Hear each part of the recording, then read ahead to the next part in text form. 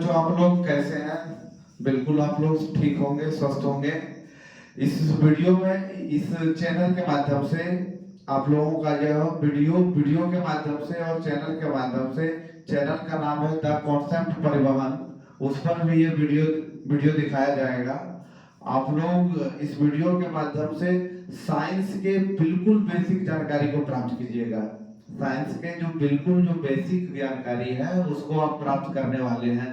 आज हम लोग जानेंगे साइंस के बारे में। साइंस को कहते हैं विज्ञान। साइंस का अर्थ होता है विज्ञान।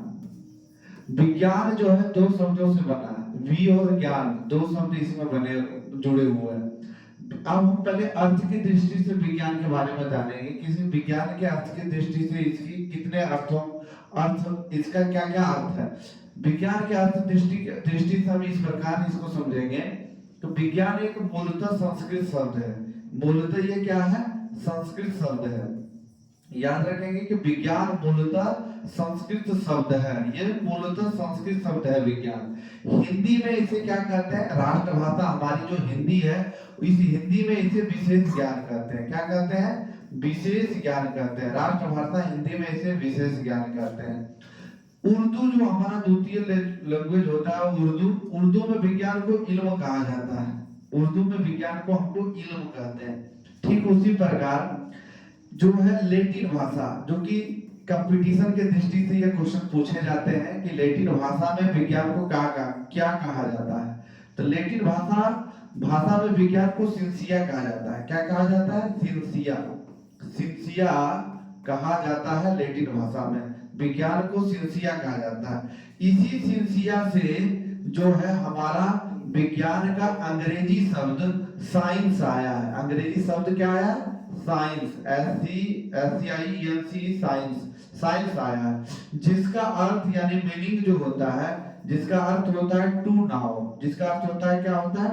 टू नाउ, यानी विशेष जानना। विशेष जानना। ये पूछेगा कि अंग्रेजी का जो साइंस वर्ड है वो विज्ञान के किस भाषा से लिया गया है? तो लैटिन भाषा से लिया गया है।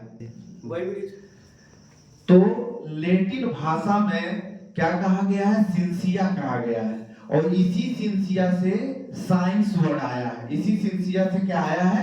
साइंस वर्ड आया है। कभी कभी आपको पूछेगा ग्रीक भाषा, विज्ञान में ग्रीक भाषा की भी बहुत ज्यादा महत्व है। ग्रीक भाषा में इसको अस्कायर कहा गया है। क्या कहा गया?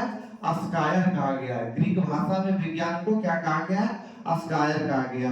अब हम लोग अर्थ की दृष्टि से विज्ञान के बारे में जान गए कि विज्ञान को मूलतः संस्कृत शब्द है। हिंदी में इसे विशेष ज्ञान कहते हैं, उर्दू में इसे इल्म कहा जाता है, लैटिन भाषा में इसको सिंसिया कहा जाता है, और ग्रीक भाषा में इसको अस्कायर के नाम से जाना जाता है। अब हम आगे जानेंगे कि विज्ञान का कितने भागों में बांटा गया है। विज्ञान को मूलतः कितने भागों में हम लोग बांटते हैं, किन किन भागों में इसका डिवाइड किया गया।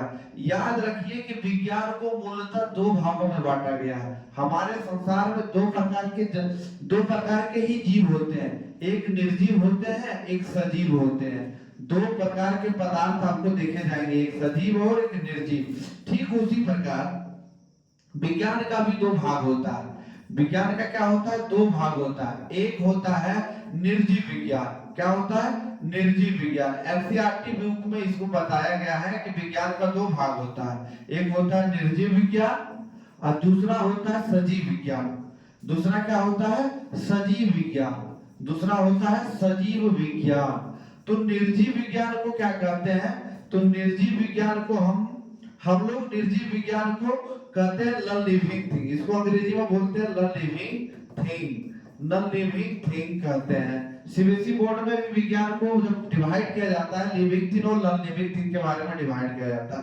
सजीव विज्ञान को हम कहते हैं लिविंग थिंग। सजीव विज्ञान को क्या कहते हैं? Living thing. अब देखिए, निर्जीव विज्ञान को फिजिकल साइंस भी कहा जाता है। PHYSICL, फिजिकल साइंस भी इसको कहते हैं। SCI, इसको फिजिकल साइंस भी कहते हैं। SCIENC, फिजिकल साइंस भी इसका नाम दिया गया है। निर्जीव विज्ञान जो है ये दो भागों में बट जाता है। एक बट जाता है भौतिक विज्ञान, और दूसरा भाग में बट जाता है ये रसायन विज्ञान। रसायन विज्ञान में बट जाता है। रसायन विज्ञान में ये बढ़ जाता है। तो निर्जीव विज्ञान दो भागों में बढ़ता है, एक भौतिक विज्ञान, दूसरा हो जाता है रसायन विज्ञान। सजीव विज्ञान को बायोलॉजी कहते हैं। लेमार्क और अरस्तु ने इसे बायोलॉजी नाम दिया है। इसको क्या नाम दिया है? बायोलॉजी। बायोलॉजी अर्थात जीव विज्ञान। क्या दिया है? जीव विज्ञान। सजीव विज्ञान को क्या कहते हैं? जीव विज्ञान। सजीव विज्ञान को हम लोग जीव विज्ञान कहते हैं। जीव विज्ञान इसको कौन नाम दिया है? लेमार्क ने इसे जीव विज्ञान कहा है। ये दो भागों में बट जाता है। जीव विज्ञान दो भागों में बढ़ता है, एक होता है जंतु विज्ञान, एक क्या होता है? जंतु विज्ञान। आज एक होता है पादप विज्ञान, एक होता है पादप पादप विज्ञान। जंतु विज्ञान को हम लोग बोलते हैं जीलॉजी, अंग्रेजी में इसको बोलते हैं जीलॉजी। और पादप विज्ञान को हम लोग बोलते हैं बोटनी बोलते हैं। क्या बोलते हैं? बोटनी बोलते हैं। अब हम जानेंगे कि ये जो भौतिक विज्ञान है, रासायनिक विज्ञान है, इसका डिफिनेशन को भी जानेंगे।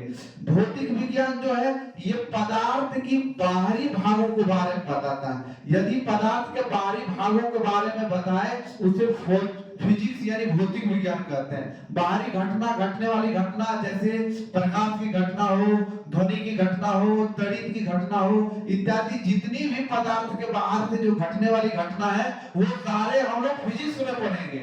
ठीक उसी प्रकार रसायन जो विज्ञान होता है वो हम लोग पदार्थ के आंतरिक भागों के बारे में पढ़ेंगे। पदार्थ में जो आंतरिक घटने वाली जो घटना होती है वो जो हमको बताएगा वो रसायन विज्ञान बताएगा।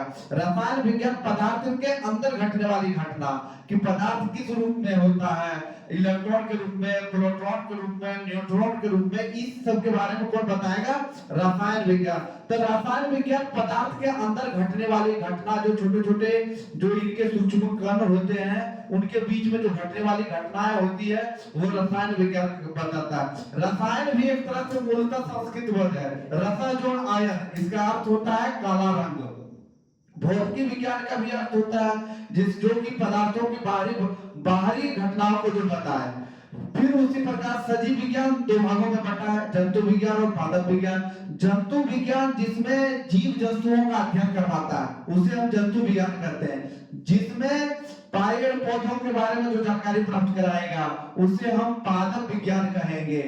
याद रखें कि अब जो है विज्ञान का जो पिता है, विज्ञान का जो जनक है कौन है? तो कनाद, महर्षि कनाद जो थे वो विज्ञान के जनक माने जाते थे। ठीक उसी प्रकार अभी के डेट में जो भौतिक विज्ञान के जो पिता है सर आइजैक न्यूटन माने जाते हैं। रसायन विज्ञान के जो पिता है लेवोजियस माने जाते हैं। जंतु विज्ञान के जो पिता है ये जंतु विज्ञान के पिता अरस्तु माने जाते हैं। अब पादप विज्ञान के जो पिता है वो थियोफ्रेटस माने जाते हैं। पादप विज्ञान के जो जनक है, पिता है, वो थियोफ्रेटस माने जाते हैं।